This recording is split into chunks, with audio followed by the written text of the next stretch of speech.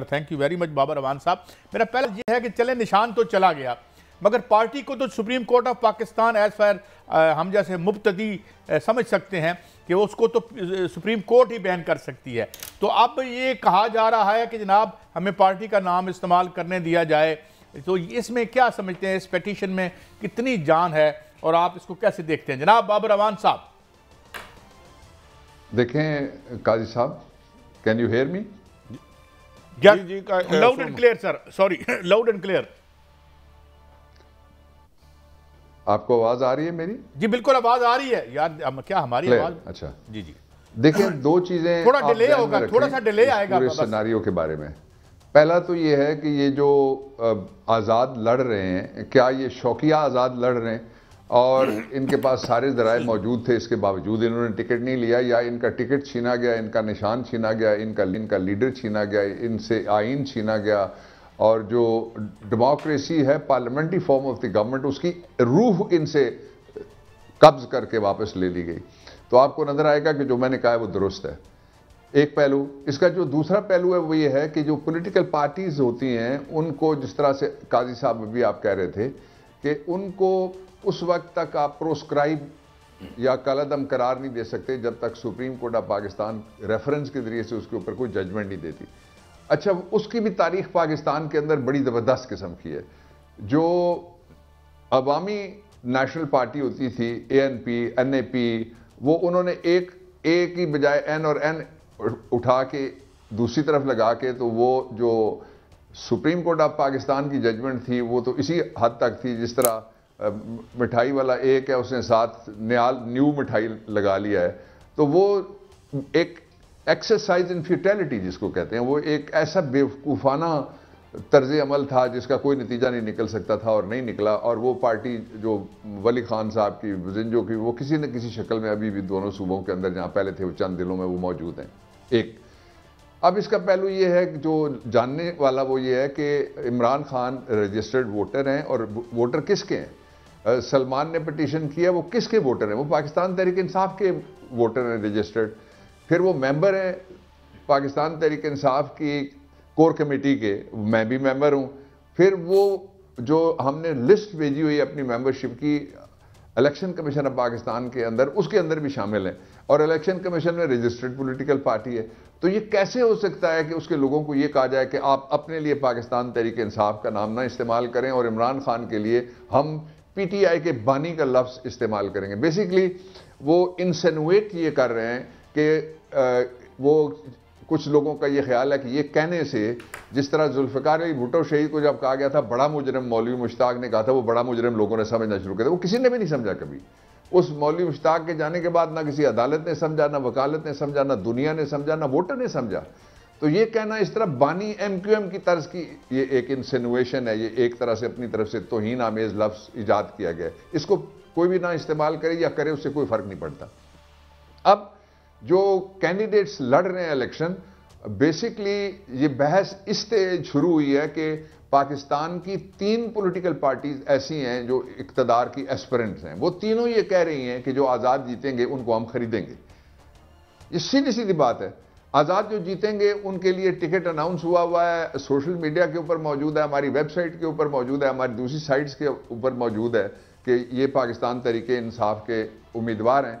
और अगर कोई उनको आइन कर रहा है, वो समझता है कि वही फिर हमने उसके लिए जो खरीदो फरोख्त वाला, हमने वही एक मंडी लगानी है और लंडा बाजार हमने लगाना है, ज़मीरों की एक मंडी हमने खोलनी है, लाहौर में जिस तरह खुली थी और सिंध हाउस में जिस तरह से खुली थी। तो ये उनकी गलत फहमी है। अब जो जाएगा वो पॉलिटिक्स में से जाएगा। इस कदर शदीद सेंटिमेंट है वोटर के अंदर। वोटर्स में तो कोई जा ही नहीं रहा। आप देख लें जो पॉलिटिकल पार्टीज हैं किस तरह घर के अंदर बैठ के, ये पहला इलेक्शन है जो पर्दे के पीछे लड़ा जा रहा है, ये पहला इलेक्शन है जो पसे दीवार लड़ा जा रहा है, ये पहला इलेक्शन है जो प्रॉक्सी के दौर के ऊपर लड़ा जा रहा है।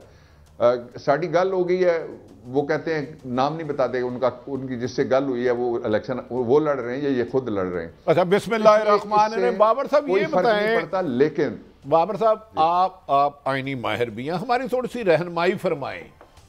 मुतनादा निगरान हुकूमत, मुतनादा इलेक्शन कमीशन, मुतनादा इंतजामिया, मुतनादा बेपनाह फैसले, अवाम की एक 70 से 80% अक्सरियत अपना वोट हक डालना चाह रही है, उन्हें रोका जा रहा है। ऐसे में क्या अगर इलेक्शन हो जाते हैं तो अवाम तस्लीम करेगी? अगर उन्हें उस दिन वोट भी नहीं डालने दिया जाता, आपने उसका निशान छीन लिया, आपने उसकी शनाख्त छीन ली, उसकी पूरी की पूरी एक जमात की लीडरशिप को 90% अरेस्ट कर लिया, तो क्या ऐसे इलेक्शन मुल्क में जमहूरियत को मुस्तहकम करेंगे या कमजोर करेंगे? बहुत अच्छा भट्टी साहब, आपने बड़ा कोर क्वेश्चन किया है। पहली बात यह है कि ये इलेक्शन क्यों हो रहा है। ये एक आईनी तकाजा है, और आईनी तकाजा क्या है कि अगले 5 साल कौम की तकदीर किसी चोर डाकू कनटुट्टे के हाथ में, मनी लॉन्ड्रर के हाथ में जानी है, या किसी शरीफ आदमी, ऐसा शख्स जो को थोड़ा साहिब किरदार भी हो, ऐसा शख्स जो काबिल कबूल भी हो और थोड़ा सा वो डिलीवर करने के भी काबिल हो, उसके पास जानी है। ये बुनियादी तौर पे ये आप जहन में रखें।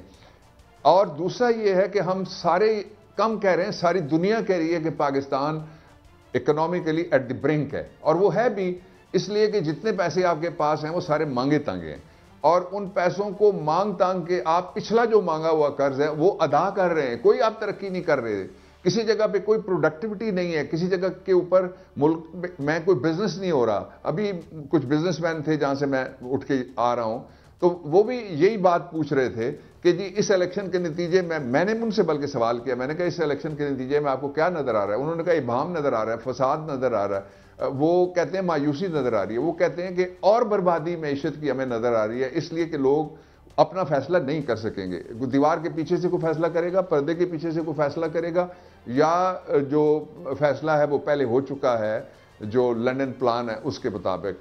अब एक पहलू इसका, दूसरा पहलू यह है कि अगर आपने लोगों को यह यकीन दिला दिया कि ये इलेक्शन हम डकैती के जरिए से इसको हम जीतेंगे, और लोगों को अगर यकीन दिला दिया कि वोटरों का और वोटों का अगवाकारी करके हम इलेक्शन जीतेंगे, और इलेक्शन जीतने के लिए अगर आपने लोगों को एक दफा यह यकीन दिला दिया कि तुम्हारी कोई हैसियत नहीं है, और पाकिस्तान के निज़ाम के अंदर वोटर नहीं बल्कि वो लोग जिनके पास 2 ऑप्शन हैं, एक ऑप्शन पाकिस्तान है, दूसरा इससे अच्छा ऑप्शन बाहर है, जो ही रिटायर होंगे वो इंशाअल्लाह अज़ीज़ बाहर चले जाएंगे और वहाँ बैठ के किसी को मैली आंख से पाकिस्तान को नहीं देखने देंगे, और यहाँ इंसाफ का दरवाज़ा हमारे दरवाजे के साथ खोल देंगे। वो सारे के सारे धोखा दे रहे हैं फिर हम लोगों को। अब जो ऑब्जेक्टिवली स्पीकिंग, मैं पाकिस्तानी हूँ, आप पाकिस्तानी हैं, वो पाकिस्तानी तो वो भी हैं, लेकिन वो हैं जिनके पास एक अच्छी ऑप्शन है। हमारे पास कोई ऑप्शन नहीं है, हमारे बाप दादा की कब्रों समेत सारा कुछ यहीं पे है। हमारे लिए ये एक डिफाइनिंग मोमेंट है कि पाकिस्तान में 5 साल बाद लोगों से ये पूछ लिया जाए कि आपको किस तरह का तर्ज हुकूमत चाहिए, नंबर 1, कौन आपको लीडर चाहिए, नंबर 2, और किस तरह की आप हुकूमत चाहते हैं पाकिस्तान के अंदर, और अपने मसाइल के हल के लिए आप किसको बेहतरीन समझते हैं। और अगर ये चारों मसाइल जो मैंने आपको बताया ये हल ना हुए, तो फिर इस इलेक्शन की उम्र आप महीनों में तय कर सकते हैं, इससे ज्यादा नहीं होगी। अच्छा बाबर साहब, एक और सवाल, 2 बड़ी जमातें जो मुख्तलिफ अदवार में 40 साल इक़्तिदार में रही, और वो कहने पर मजबूर हो गई कि जो आज़ाद उम्मीदवार होंगे हम उनके साथ मिलकर हुकूमत बनाएंगे। इस तरह बादुल नजर में ऐसे लग रहा है उन्होंने तो तरीके इंसाफ की फतह को कबूल कर लिया है। उन्हें पता है हम अकेले हुकूमत बना ही नहीं सकते, क्योंकि बज़ाहिर आज़ाद उम्मीदवार जो कि पीटीए के उम्मीदवार हैं, उन्हें पीटीए का हम कह नहीं सकते, उनकी कसरियत ज़्यादा होगी। और दूसरी बात, मौजूदा नवाज शरीफ साहब 6ठी दफ़ा आकर 144 लगा दी गई। कल जब लगाई गई तो मोहतरम मरियम नवाज और नवाज शरीफ साहब एक गली में, एक मोहल्ले में रैली निकाल रहे थे। तो 144 इलेक्शन से पहले तो कंपेन कौन करेगा? बेचारे कैंडिडेट किसके पास जाएंगे?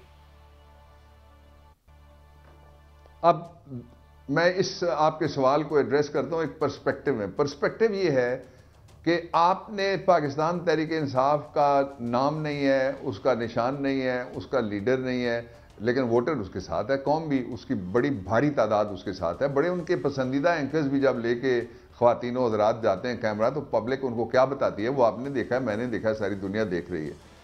अब ये एतराफ़ शिकस्त एक जगह नहीं है कि जो हमारे कंपटीटर्स हैं पॉलिटिक्स में, 3 बड़ी जमातें हैं और कुछ इलाकाई जमातें हैं जिनके साथ हमारा कंपटीशन होगा, कि उन्होंने एतराफ़ शिकस्त किया है।